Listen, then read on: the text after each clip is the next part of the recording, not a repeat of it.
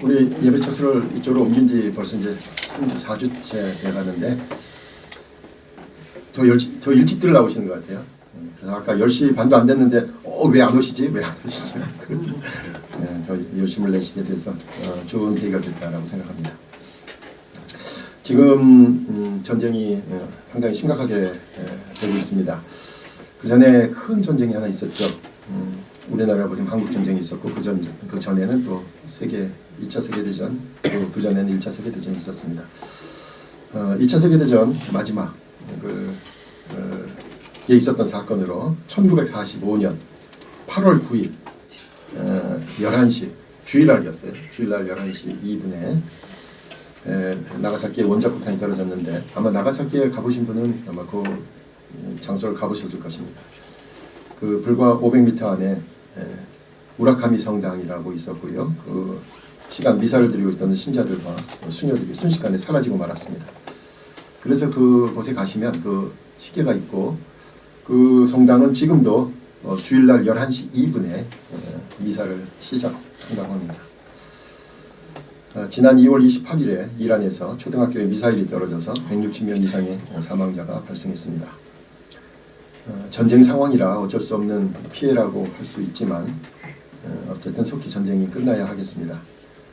우리는 먼 나라의 이야기고 단지 우리가 관심 갖는 것은 기름값이 오르고 내가 가지고 있는 주식이 또 달러가 오르냐 내리냐 이런 문제로만 생각할 수 있겠지만 무고한 생명이 더 이상 희생되지 않아야 하겠습니다. 전쟁을 하는 이유는 여러 가지가 있을 겁니다. 그러나 신앙인들은 전쟁으로 인해 사람의 생명이 희생되고 있다는 이 단순한 사실, 전쟁은 복잡하죠. 그리고 왜 일어났는지에 대해서 복잡한 내용들이 있겠지만 신앙인들의 입장은 이 단순한 사실, 전쟁은 있어서는 안 된다라는 이 단순한 사실을 명심하면서 늘 비상한 관심을 갖고 기도하며 속히 전쟁이 멈추도록 간절히 바라야 하겠습니다. 오늘 함께 읽은 본문에서 우리는 바울이 전한 단순한 복음, 또 바울이 가르친 단순한 교리를 알 수 있습니다. 이 복음과 교리는 짧은 하나의 문장입니다. 바울은 자신의 편지에서 이 간단한 문장을 여러 번 반복했어요. 오늘 같이 읽은 디모데후서 앞부분에서도 우리가 봤는데요. 1장 10절에서 이렇게 말했습니다. 이제는 우리 구주 그리스도 예수의 나타나심으로 말미암아 나타났으니 그는 사망을 패하시고 복음으로써 생명과 썩지 아니할 것을 드러내신지라. 간단합니다. 예수님께서 죽으시고 다시 사셨다. 우리가 고린도 전서 15장도 보면요. 고린도 교회에 있었던 문제가 있었죠.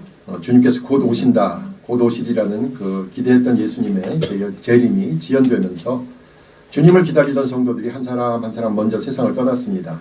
이들을 위로하기 위해서 고린도 전서 15장에 바울은 이렇게 얘기했습니다. 그러나 이제 그리스도께서 죽은 자 가운데서 다시 살아나사 잠자는 자들의 첫 열매가 되셨도다. 예수님께서 부활하셨다. 이 복음을 한마디로 정리했습니다. 여러분, 우리 학생들이 요즘 로마서를 쓰고 있다는데 로마는 당시에 세계의 중심이다라고 생각했습니다. 세계 중심에 살고 있었다라고 생각하는 로마 사람들, 그 로마의 성도들에게 보내는 편지 로마서 맨 앞부분에 1장 4절에서도 이렇게 얘기했습니다. 성결의 영으로는 죽은 자들 가운데서 부활하사 능력으로 하나님의 아들로 선포되셨으니 곧 우리 주 예수 그리스도시니라 라는 말씀이었습니다. 그렇다면 바울이 뭘 복음이라고 했느냐, 무엇을 교리라고 여겼느냐는 것은 간단하죠. 부활이 바울이 전한 복음입니다. 죽은 자가 살아났다. 예수님은 다윗의 자손인데 그분이 죽었다가 살아났다라는 이 짧은 문장이었습니다. 이 단순한 문장이 바울이 반복하는 복음이었고 그리고 교리였고요. 자신이 선포한 내용의 출발점이었습니다. 그래서 오늘 본문 8절은 이렇게 시작합니다. 예수 그리스도를 기억하라. 이거예요. 예수 그리스도를 기억하라. 좀 풀었으면 이런 얘기겠죠. 예수라는 인물은 다윗이라는 이스라엘의 역사와 연결되는 유대인이었다. 근데 그 예수가 십자가에서 죽음을 경험했다. 모든 인간은 여기가 끝이라고 생각하는 바로 그 지점. 모든 사람의 절망과 아픔과 고난의 가장 극한 형태인 죽음을 직접 겪었다라는 거예요. 그런데 그 죽음으로 끝난 것이 아니었습니다. 예수님께서 바로 그 극한을 넘어서서 다시 살아났다는 사실, 그래서 그 예수님의 죽음과 부활을 기억하는 것이 우리가 기억해야 할 가장 기본적인 내용이라는 것입니다. 여러분, 이렇게 신앙은 기억하는 겁니다. 그럼 여러분, 기억하려면요, 짧은 게 좋아요. 길면 여러 가지 다르게 기억하게 되죠. 기억은 간결할수록 좋습니다. 우리가 기억하는 것 되게 선택적입니다. 불과 어저께 같이 식사를 같이 했던 사람들도 오늘 아침에 와가지고 얘기를 하면 서로 달라요. 어느 음식이 맛있느냐부터 누가 일찍 오고 늦게 왔고 누가 뭘 먹자고 했는데 결국은 이걸 먹게 됐고 뭐 이 얘기 맞추면 결국 뭐예요? 기억이 아주 선택적이라는 것을 할 수 있어요. 자신이 기억하고 싶은 것만 기억해요. 자신에게 유리한 것으로 해석해서 기억해요. 사실을 기억하는 게 아니라 나에게 유리한 것을 정리해서 기억하는 거예요. 그리고 자신의 기억만이 나중에는 진실이다 라고 단정해버리죠. 그래서 오늘 본문에 나오는 것처럼 짧고 또 압축적이며 또 간결한 내용을 기억하는 것이 중요하다라는 거예요. 예수님께서 부활하셨다라는 그 사실 하나입니다. 그런데도 우리는 누군가의 신앙이 내가 오랫동안 지켜오던 모습과 다르다, 누군가의 이야기가 나와 맞지 않는다, 누구는 예배를 이렇게 드리고 찬송을 이렇게 부르고 구제하는 모습 또는 삶에서 적용하는 모습이 나와 다르다, 그러면 서로 이렇게 같이 사귀지 못하는 경향이 많죠. 그런데 오늘 얘기는 이 얘기예요. 예수 그리스도에 대한 부활에 대한 이야기만 있다면, 예수 그리스도를 믿는 믿음이 있다면 그 외의 모든 것은 참을 수 있다라는 이야기예요. 예수님께서 부활하셨다라는 이 단순한 진리 그 외에는 그 어떤 것도 주님의 신앙 공동체는 나눌 수 있습니다. 이 간단한 신앙 고백이 있다면 그리스도인이라는 정의에 맞기 때문이죠. 그가 어떤 식으로 하나님의 창조 세계를 생각하든지, 어떤 형태로 하나님의 은혜를 체험하고 있는지, 어떤 모습으로 하나님의 나라를 기대하고 있는지 상관이 없어요. 예수님의 부활을 기억하고 믿는 사람들끼리는 그만큼 관용이 가능하다라는 거예요. 특별히 신앙생활 하시면서 보면은 뜨거운 젊었을 때 또 어렸을 때 뜨거운 신앙 체험이 있으면 그렇게 찬양을 불러야 은혜가 되고, 또 기도도 그렇게 통성 기도를 해야 하나님께서 들으시는 것 같고, 또 아주 경건하고 또 이 무거운 예배를 드리는 데서부터 잘하셨던 분은 누가 막 옆에서 통성 기도하면 기도가 안 된다는 거야. 섞갈린다는 거야. 옆에서 뭐라 그러면 기도가 안 된다고. 제발 조용히 해달라고 하죠. 그런데 그게 중요한 건 아니죠. 결국 기도를 들으신 하나님이 계시다. 그리고 예수 그리스도를 통해서 이 하나님의 구원에 이를 수 있다라는 이 하나만 있으면 되는 겁니다. 그래서 우리는 예수 그리스도의 부활이라는 복음과 교리 외에는 각자의 환경과 경험, 기대에 따른 각자의 의견을 가지고 있는 거예요. 예수 그리스도께서 부활하셨다라는 교리, 그 단순한 한 문장의 명제만 있으면 그 나머지 것은 다 의견이에요. 그런데 이제까지 교회는 역사를 통해서 이 단순한 교리보다는 의견의 차이 때문에 갈등을 겪고 전쟁을 하고 서로를 이단이라고 정죄하는 역사를 만들어 왔습니다. 그리고 이단이라고 한번 낙인이 찍히면 마녀 사냥을 하고 끔찍한 고문을 하고 종교재판소를 통해서 그의 목숨을 끊고야 말았습니다. 예수 그리스도의 부활이라는 복음은 한번 생각해 보세요. 사람을 살리려는 거 아니겠어요? 사람을 구원하고 사람을 살리고 사람을 하나님의 자녀로 인정하는 거죠. 그러니까 우리가 믿는 복음에 대한 해석이 과연 사람을 살리고 구원하는 것인지 이것을 물어야 합니다. 물론 우리가 지금 한국 사회에서 겪고 있는 것처럼 반사회적이고 비윤리적이면서 또 불법적인 집단에 대해서는 법적인 대응을 해야 되겠죠. 그러나 우리가 이단에 대한 논쟁을 할 때는 하나님께서 인간에게 허락하신 우리의 이성, 감성, 체험을 통한 토론의 장에서, 공개적인 토론의 장에서 예수 그리스도의 부활 이외에는 서로의 다른 점 때때로 확인할 수 있고 또 인정하며 결국은 관용할 수 있어야 됩니다. 여러분, 그래서 우리가 교리 또는 뭐 복음이 됐건 교리 그러면 우리와 늘 함께 하시는 부활하신 예수 그리스도를 다시 한번 뜨겁게 만나려고 만들어낸 거예요. 그래서 신앙생활을 더 지속적으로 올바른 방향으로 하려고 만들어낸 가이드라인이죠. 교리 생각하면 우리는 무슨 생각을 합니까?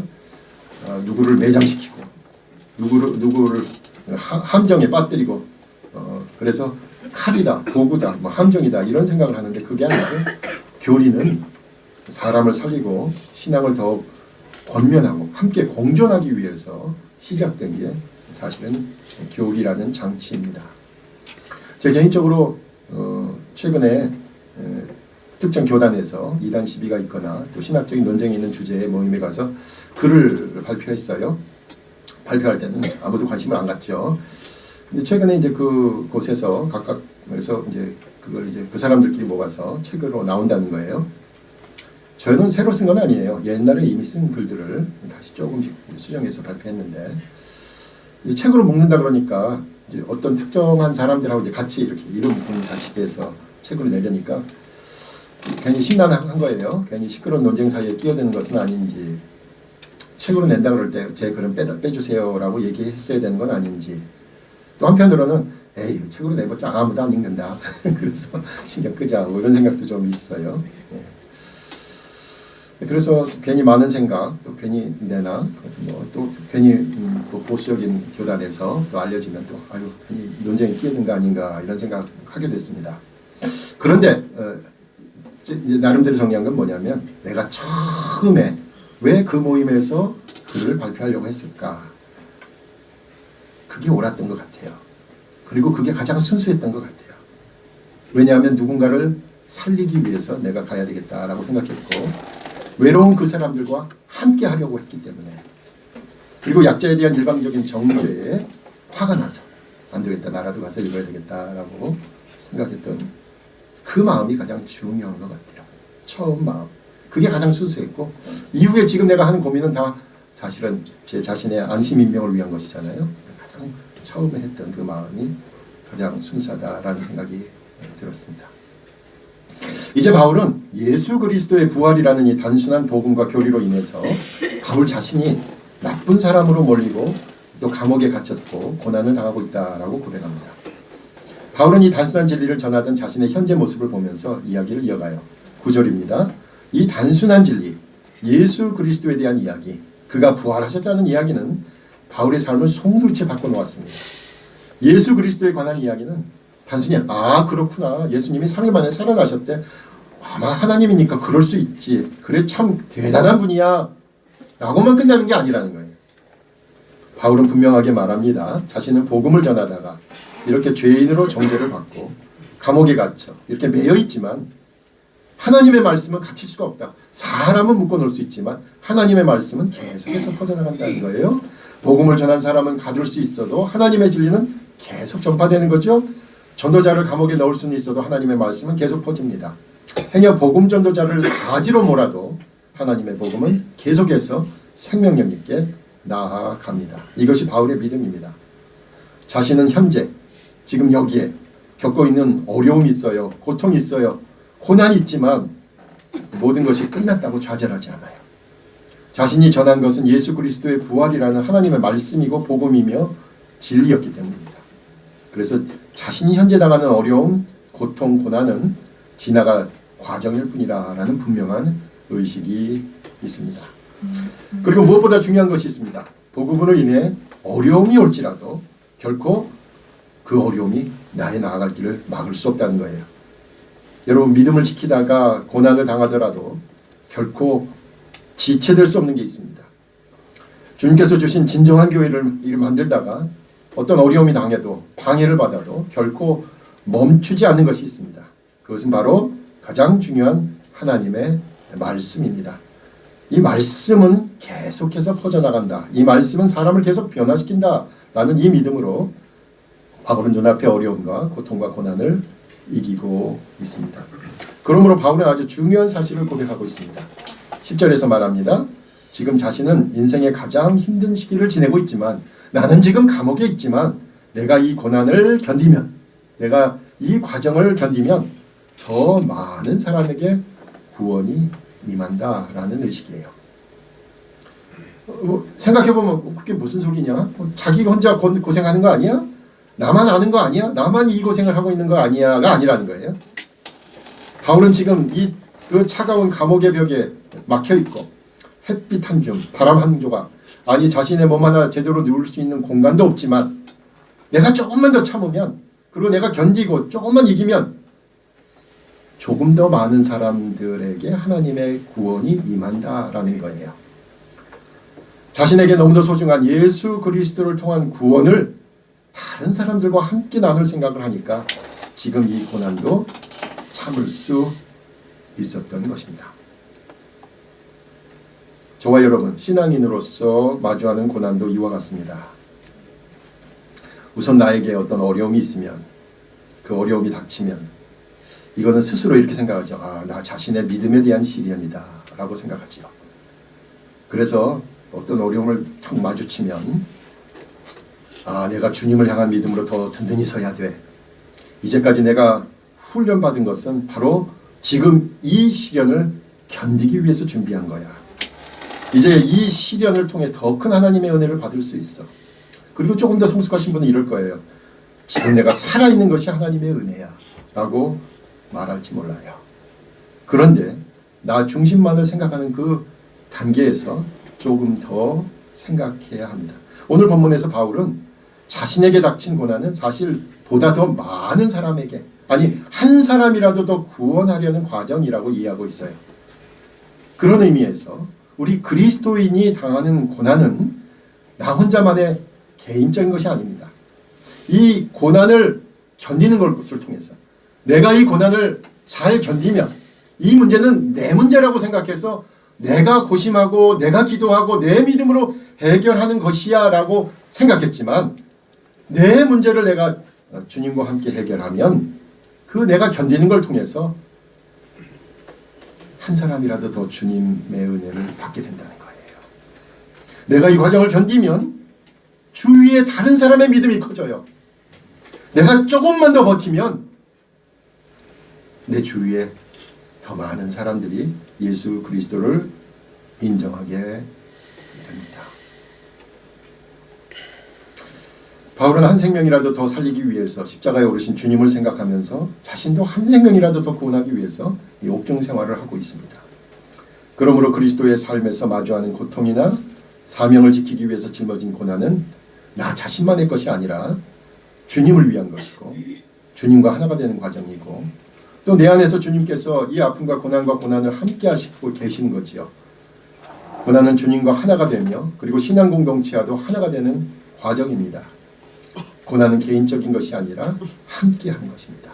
그러므로 여러분 마음속에, 또 여러분 지금 그렇게 마음속에 담겨 있어서 그 붙잡고 있는 것, 또 아무리 생각해봐도 내가 조금 더 나아갈 수 있는데 내 발목을 잡고 있는 어떤 문제가 있다면 그 문제가 여러분 개인의 문제만이 아니라 여러분이 조금만 더 견디면, 여러분이 믿음으로 그 과정을 견디는 모습만으로 여러분 주위에 있는 사람들이 은혜를 받고 더 믿음이 커지고, 행여 믿지 않는 사람들도 여러분의 모습을 보면서 주님을 찾게 된다라는 사실입니다. 그래서 어려운 문제를 내 개인적인 문제로만 생각하지 마시고 여러분의 그 신앙으로 견디는 모습 가운데서 주위 사람들이 더 큰 은혜를 받고 주위 사람들이 하나님의 말씀을 더 생각하게 된다라는 사실입니다.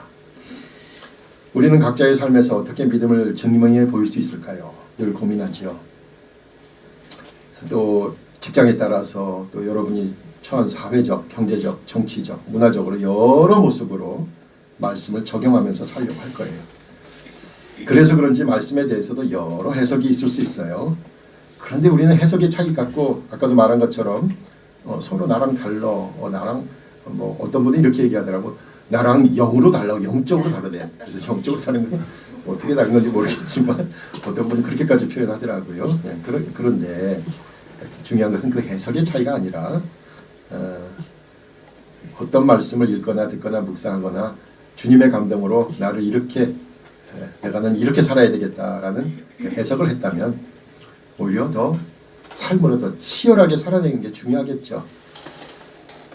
각자 해석의 차이는 있을 수 있어요. 그렇지만 그 삶의 성실함과 신실함과 간절함이 더 중요할 겁니다.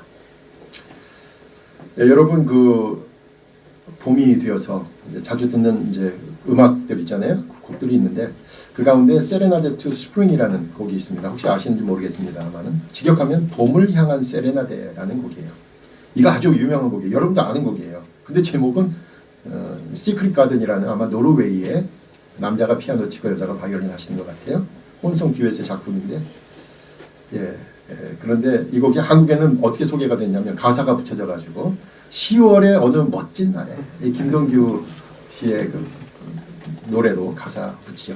그 가을만 되면 우리는 그 음악을 들어요.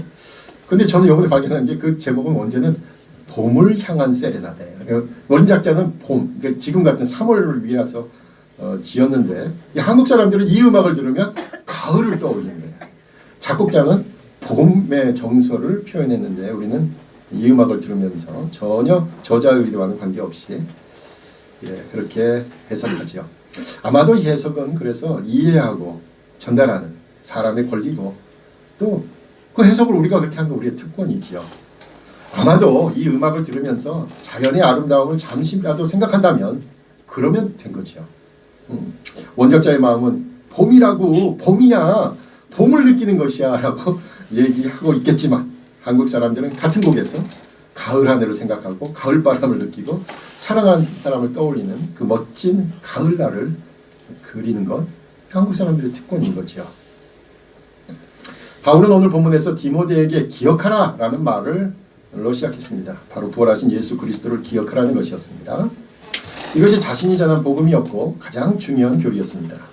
그리고 바로 이 복음으로 인해서 자신은 옥에 갇혔지만 이 자신의 고난으로 더 많은 사람들이 구원의 영광이 함께할 것이다 라고 견딜 수 있었어요. 그런 생각으로 바울의 고난은 예수 그리스도의 십자가의 고난처럼 남을 위한 것이고 남을 세우는 것이고 궁극적으로 신앙 공동체를 세우는 것이었습니다. 이제 바울은 11절에서 13절까지 가만 보면 우리 한글말 성경에는 자세히 나와 있지 않지만 사실은 찬송가 4구절을 인용하면서 본문을 마무리하고 있습니다. 아마 초기 기독교의 찬송가 가사였을 거다라고 짐작하시기도 합니다. 11절 이렇게 시작하시죠. 미쁘다 이 말이여. 이런 뜻은 뭐냐면 내가 지금 하는 말은 정말 맞다. 아마도 찬송가 4소절이 야, 이 찬송가 4소절은 정말 맞는 말이다. 이런 뜻이에요. 새한글 성경의 본문으로 제가 읽어드릴게요. 11절에서 13절입니다. 다음의 말은 참말입니다. 그러면서 하는 얘기예요. 우리가 그분과 함께 죽었으면 또한 우리는 그분과 함께 살기도 할 것이네. 우리가 견뎌내면 우리도 그분과 함께 임금으로서 다스릴 것이네. 우리가 그분을 인정하지 않으면 그분도 우리를 인정하지 않으실 것이네. 우리가 신실하지 못하더라도 그분은 스스로를 부정하실 수 없으시니까. 앞에서 얘기했던 내용, 바울이 얘기했던 내용을 포함하고 있어요. 근데 조금 더 자세히 보면 좀 이상한 부분이 있습니다. 12절과 13절이에요. 좀 센스 있으신 분은 좀 느끼셨을 거예요. 12절과 13절이 좀 다른 얘기인데 상충되는데 라는 거예요. 특별히 12절의 뒷부분하고 13절의 앞부분입니다. 12절 뒷부분은 이렇게 되죠. 우리가 그분을 인정하지 않으면 그분도 우리를 인정하지 않는다. 주는 대로 받는다 이거예요. 그런데 13절 전반절이 이렇게 얘기해요. 우리가 신실하지 못하더라도 그분은 스스로를 부정하실 수 없다. 다시 말해서 우리가 믿음이 없어도 하나님은 우리에 대한 구원과 목적을 포기하지 않으신다 라는 말이에요. 그러니까 12절과 13절이 서로 모순이에요. 어떻게 이해하면 좋을까요? 한 가지 방법은 시간차로 해석하는 거예요. 12절 하반절에 우리가 주님을 부정한다 라는 시점을 예수님께서 마태복음 10장 32절과 33절에서 말씀하신 배경에서 이해하는 거예요. 마태복음 이렇습니다. 누구든지 사람 앞에서 나를 시인하면 나도 하늘에 계신 내 아버지 앞에서 그를 시인할 것이요. 누구든지 사람 앞에서 나를 부인하면 나도 하늘에 계신 내 아버지 앞에서 그를 부인하리라. 이게 12절의 상황이라고 보는 거죠. 그렇다면 12절 후반절은 이런 내용이에요. 미래에 그날에 하나님 앞에서 그 끝날에 우리의 고백에 따라서 우리가 주님을 인정하면 주님도 인정하시고 우리가 주님을 부정했으면 주님도 부정하시리라. 주님께서 우리가 한 그대로 갚으신다라는 게 12절 마지막 부분의 내용입니다.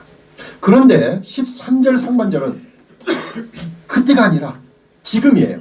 지금 현재 여기서 우리의 믿음이 없더라도 주님께서는 저버리지 않고 우리를 향한 주님의 구원과 목적을 반드시 이루실 것이다 라는 고백이에요. 미래에 그날에 그곳에서 주님을 향한 고백을 하는 것 아주 중요합니다. 그리고 우리는 그날을 기대합니다. 그런데 지금 여기서 우리 모습 보면은 그날에 합당한 모습이 아니에요. 너무나 자주, 너무나 쉽게, 너무나 형편없이 주님을 향한 믿음을 저버리곤 하기 때문이에요. 지금 당장 믿음이라고 크게 내세울 게 없어요. 그래서 13절에서 우리는 미쁨이 없을지라도 주는 항상 미쁘시다라고 앞에서와는 다르게 얘기한 거예요. 12절에서는 주님을 고백하면 그날 주님께서 고백하실 거 받아주실 거야. 근데 13절에서는 우리가 믿음이 없어도 주님은 미쁘셔 라고 받은 대로 갚으시는 주님이 아니시라는 얘기를 13절에서 하는 거예요.